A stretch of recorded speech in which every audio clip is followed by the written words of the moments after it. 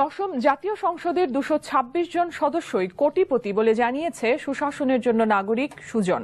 সংসদের 350 সদস্যের হলফনামার তথ্য উপস্থাপন বিষয়ক এক সংবাদ সম্মেলনে সংগঠনটির পক্ষ থেকে বলা হয়, 5 জানুয়ারি নির্বাচনে সংকট কাটেনি। নির্বাচন কমিশন পুনর্গঠন করে সবার অংশগ্রহণে দ্রুত আরেকটি জাতীয় নির্বাচনের দাবি করেছে সুজন। রিপোর্ট করছেন আরাফাত সিদ্দিক।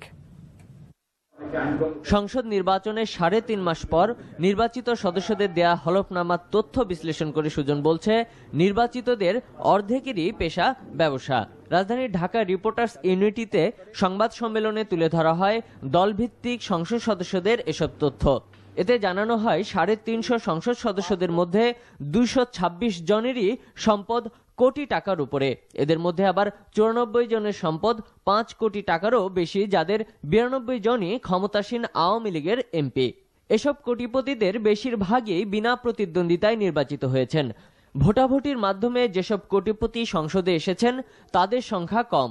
হলফনামা বিশ্লেষণে সুজন দেখিয়েছে, কোটিপতিদের পাশাপাশি এমন কয়েকজন সংসদ সদস্য রয়েছেন যাদের আয় এত কম যে আয়কর পর্যন্ত তাদের দিতে হয় না। সাধারণ সদস্যদের মধ্যে এমন 42 জনই রয়েছেন যারা আয়কর দেন না। অনেকে কিন্তু এই ট্যাক্স অতি সামান্য পরিমাণে ট্যাক্স দেয়। আমাদের সংসদ সদস্যদের কেউ কেউ ট্যাক্স দেন না। এগুলো যদি ওই যে এনবিআর যদি খতিয়ে দেখে, তাহলে আমাদের ওই যে রাজস্ব বাড়ানো সম্ভব, একই সাথে যে অবাঞ্ছিত ব্যক্তিদের থেকে অনাকাঙ্ক্ষিত ব্যক্তিদেরকে নির্বাচনী অঙ্গন থেকে রাজনৈতিক অঙ্গন থেকে দূরে রাখা সম্ভব। অসঙ্গতিপূর্ণ দুটো দিক আছে, একটা হচ্ছে এটা বেশি দেখিয়েছেন কম, আর দেখিয়েছেন বেশি আসলে কম। ইভেন যদি আপনি মহিলা জাতীয় সংসদ সদস্যদের আয়ের দিকে তাকান, তখন দেখবেন তার দৃশ্যমান আয় তত নাই, কিন্তু দেখিয়েছেন এটাও কিন্তু মিথ্যা তথ্য বা অসত্য তথ্য দেওয়া। কারণ হচ্ছে ভবিষ্যতে এটা কভার করার একটা স্কোপ রাখার জন্য, কিন্তু এটা কিন্তু ট্র্যাপে পড়ে গেছেন এটা দিয়ে।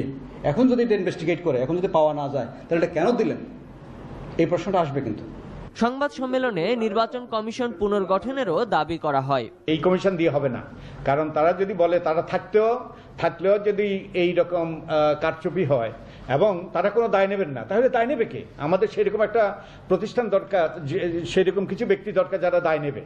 অতএব আমাদের বক্তব্য সুস্পষ্ট, তারা সঠিক ব্যক্তি নন। নির্বাচন নিয়ে রাজনৈতিক সংকটের স্থায়ী সমাধানে সকল রাজনৈতিক দলের সম্মতিতে একটি জাতীয় সনদ প্রণয়নের প্রস্তাব করে সুজন। Arafat Siddique, NTV news, Dhaka.